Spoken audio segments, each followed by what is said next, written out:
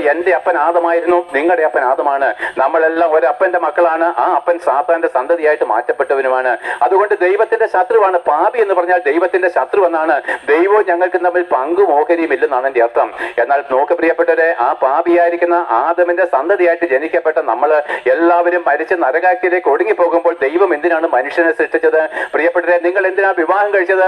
മരണം വരെയും ഒന്നിച്ച് ജീവിക്കാൻ. പക്ഷേ ഇടയ്ക്ക് ചിലർ ഡൈവോഴ്സ് ചെയ്യപ്പെടുന്നു. കാരണം എന്താണ്? പാപം കടന്നു വരുന്നു, അവിശ്വസ്തത കടന്നു വരുന്നു, താഴ്മയില്ലായ്മ വരുന്നു, ഡൈവോഴ്സ് ആകുന്നു. പക്ഷെ നമ്മുടെ ഉദ്ദേശം എന്തായിരുന്നു? മരണം വരെയും ഒന്നിച്ച് ജീവിക്കണം. എന്നാൽ ദൈവം മരണമില്ലാത്തവനും എന്നേക്കും ജീവിക്കുന്നതിനായതുകൊണ്ട് ദൈവം മനുഷ്യനെ തന്റെ രൂപത്തിൽ സൃഷ്ടിക്കുമ്പോൾ ദൈവത്തിന്റെ ഹൃദയത്തിലെ ആഗ്രഹം എന്താണെന്ന് അറിയാമോ? അതേ പ്രിയപ്പെട്ടവരെ, മരണമില്ലാത്ത ദൈവത്തോടുകൂടെ നമ്മളും മരണമില്ലാത്തവനായിട്ട് ജീവിക്കണമെന്നായിരുന്നു. പക്ഷെ ആദ്യ പുരുഷൻ തന്നെ തെറ്റിപ്പോയി. അവൻ പാപം ചെയ്ത് മരണത്തിന് വിധേയപ്പെട്ടു പോയി. എന്നാൽ പ്രിയപ്പെട്ടവരെ, ദൈവത്തിന്റെ അഗാധമായിരിക്കുന്ന സ്നേഹം എന്താണ്? ലോകാവസാനം വന്നെത്തിയിരിക്കുന്ന ഈ സമയത്ത്, അയ്യോ ലോകാവസാനം വന്നെത്തി എന്ന് പറഞ്ഞിട്ട് ഇവിടെ കണ്ടില്ലല്ലോ. പ്രിയപ്പെട്ടവരെ, ലോകാവസാനത്തിന്റെ ആരംഭം എന്നാണ് കുറിച്ചെന്നറിയാമോ? ആ യേശു ക്രിസ്തുവിന്റെ ആ ബേത്ലഹേമിലെ ജനനം മുതൽ ലോകാവസാനത്തിന്റെ ആരംഭം കുറിച്ചിരിക്കുന്നു.